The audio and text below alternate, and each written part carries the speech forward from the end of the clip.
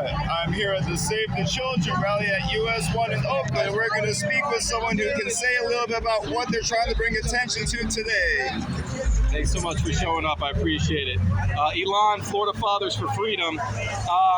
We're doing the Protect the Children rally here today, Stop the War on Children rally, rather, in conjunction with parents groups all across the country, in unison with them to say, leave our kids alone. And when I say that, I'm talking about the innocence of their kids, right? There's no one way to be a boy. There's no one way to be a girl. And what we need to be teaching our kids, aside from in school, math, reading, and science, which less than 4 of 10 kids can actually do, we need to be teaching them to love themselves the way that they are. Love what's unique about them, inside and out. And unfortunately, we've gotten to a point where we're starting to teach kids that they shouldn't love themselves, even if they feel a little bit different. But there is no right way to be a boy. There is no right way to be a girl. You could be a masculine, girl. You could be a feminine boy. There's nothing wrong with that. And that's what makes us great, and that's what makes us God's children, because we're all unique. But I think that parents have had it. They don't want these conversations to be had with their children, specifically when they're not around. And these are conversations that can lead to life-altering decisions that have consequences that these children cannot come back from. Puberty blockers, chopping off the body, healthy body parts from these young kids. It's happening in Florida, and it's, what I say is, if you think it's okay and you believe that a child can make a life-altering decision about their gender, then nothing is off limits for a kid. So these rallies are all about empowering parents, especially at a time when there's so much going on and it seems like we're on the verge of World War.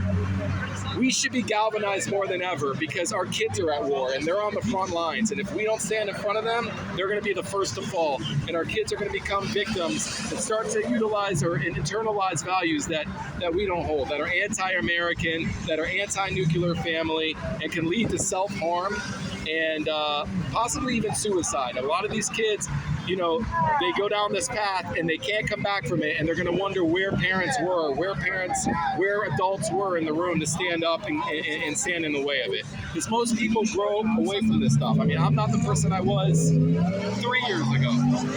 So, all more to say, these kids are still developing, and if you think that a child can make a decision as to changing their gender, then you don't respect children at all. You don't believe in the innocence of children. And that's all we're standing up for. We're here with gays, we're here with lesbians, we're here with people on all political sides, because this isn't about that. This is about preserving the innocence of children. And in fact, I would argue that we're actually standing for gays. We're standing for traditional lesbians that are being erased by this whole transgender radical ideology. To say, if you feel a little bit more feminine inside and you're a boy, maybe, and you're attracted to boys, maybe you're actually a girl. And so I believe that every gay and lesbian that's traditional should be standing hand in hand with us, because they're trying to erase you guys. I won't stand for that, and I'm not going to stand for the, this attack on our children, and I'm not going to stand for the attack on our girls and their safe spaces, their sports, their bathrooms.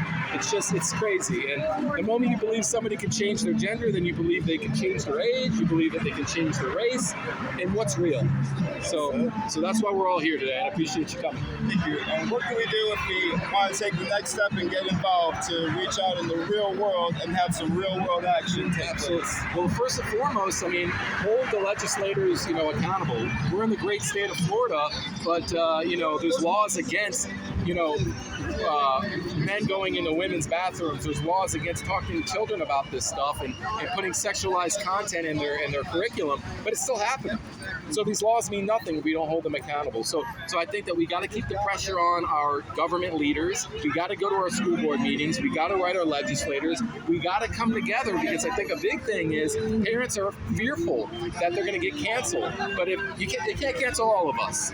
You leave him anytime he wants us. I appreciate you. We're here on the corner to show that this is a loud voice, and there's more people. To my point, there's more people honking and agreeing with us than on the other side. But it's the loud few that are canceling everybody, and I think that that's why it's so important to have these get-togethers to empower parents. Absolutely. Thank you very much, Elon. We'll definitely be reaching out to